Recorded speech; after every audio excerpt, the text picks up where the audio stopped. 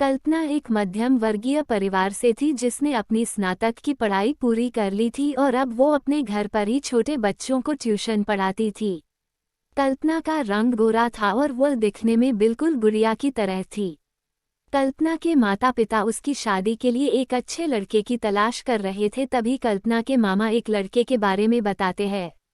वो कहते हैं कि लड़का का नाम राहुल है, वो किसी कंपनी में मैनेजर के पद पर है और महीने के 70,000 कमाता है। कल्पना के माता पिता ने लड़के की फोटो देखी तो उन्हें लड़का पसंद आ गया। जब कल्पना की मां ने कल्पना को लड़के की तस्वीर दिखाई तो कल्पना ने कहा, जब आप दोनों को लड़का पसंद है तो मुझे भी पसंद है। अब लड़का और लड़की वालों के परिवार ने मिलकर शादी की तारीख तय कर दी। कल्पना के माता पिता बहुत खुश थे कि उनकी बेटी की शादी एक अच्छे घर में हो रही है। पूरे धूमधाम से कल्पना की शादी हो गई। अब कल्पना अपने बचपन के घर को छोड़कर एक नए घर चली गई। कुछ दिन तो कल्पना को अपने माता पिता और अपने घर की बहुत याद आई। कल्पना की शादी के अब महीने बीत गए थे। अब उसके पति राहुल पहले जैसा व्यवहार कल्पना के साथ करता था। कल्पना से वो चिड़ा सा रहता था। राहुल अब न पहले जैसा कल्पना को प्यार करता और न ही उसकी बातों को मानता। कल्पना को समझ नहीं आ रहा था कि वो क्या करें। वो बस रोकर अपने दर्द को कम करने की कोशिश करती। एक दिन कल्पना को पता चला कि राहुल सिगरेट पीने के बहाने छत पे जाता और किसी लड़की से बातें करता है।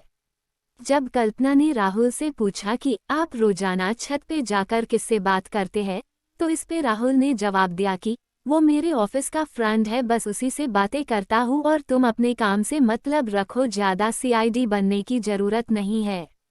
होली का दिन था। राहुल के कुछ दोस्त उसके घर आए थे। सभी ने घर पर पार्टी किया। उस दिन राहुल का एक दोस्त थोड़ा ज्यादा ड्रिंक कर लिया था और उसने नशे में कल्पना के सामने जाकर कहा, भाभी आप इतनी प्यारी और मासूम हो, फिर भी राहुल भाई दिन भर उस घमंडी नेहा से बातें करते रहते हैं। लगता है कि आप राहुल भाई का सही से ख्याल नहीं रखते। ये सुख कल्पना का शक अब हकीकत बन चुका था। अगली सुबह जब कल्पना ने राहुल से पूछा कि ये नेहा कौन है और क्या लगती है आपकी। राहुल, मैं तुम्हें क्यों बताऊं। कल्पना, मैं बीवी हूँ आपकी। राहुल, देखो तुमसे पहले वो मेरे लाइफ में आई। कल्पना, तो फिर मुझसे शादी क्यों किया। राहुल, बस तुम अच्छी लगी इसलिए शादी कर लिया। कल्पना, अब तुम देखना मैं उस कामिनी लड़की को कैसे सबक सिखाता हूँ। नेहा को कब कल्पना ने कामिनी कहा तो राहुल ने गुस्से में कल्पना को बहुत मारा और उसे कमरे में बंद कर दिया। कल्पना के सास को सब पता था, फिर भी वह अपने बेटे के सामने एक शब्द भी नहीं बोलती थी। शाम को जब राहुल आया तब उसने रूम का दरवाजा खोला। उस दिन कल्पना की तबीयत खराब हो गई, फिर भी उसी हालत में उसने खाना बनाया। कल्पना ये सारी बातें अपनी मां को बताना चाहती थी, लेकिन चाहकर भी वो नहीं बता पा रही थी क्योंकि वह जानती था कि अगर उसके माता पिता को ये सब पता चलेगा तो वह परेशान हो जाएंगे। राहुल अब कल्पना के साथ नौकरानी जैसा व्यवहार करने लगा।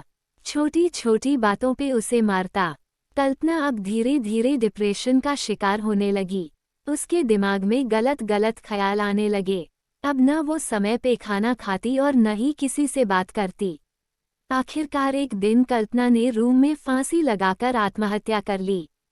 कल्पना ने आत्महत्या का कारण किसी को नहीं बताया, लेकिन उसके सास को पता था कि कल्पना ने आत्महत्या क्यों किया। दूसरी तरह कल्पना के माता पिता का रो रो कर बुरा हाल हो गया। कल्पना की मां ने पुलिस को आत्महत्या कारण उसके ससुराल वालों को बताया।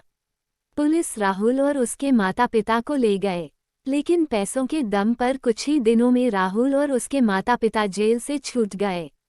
जीवन में अक्सर अच्छा दिखने वाला इंसान अच्छा नहीं होता।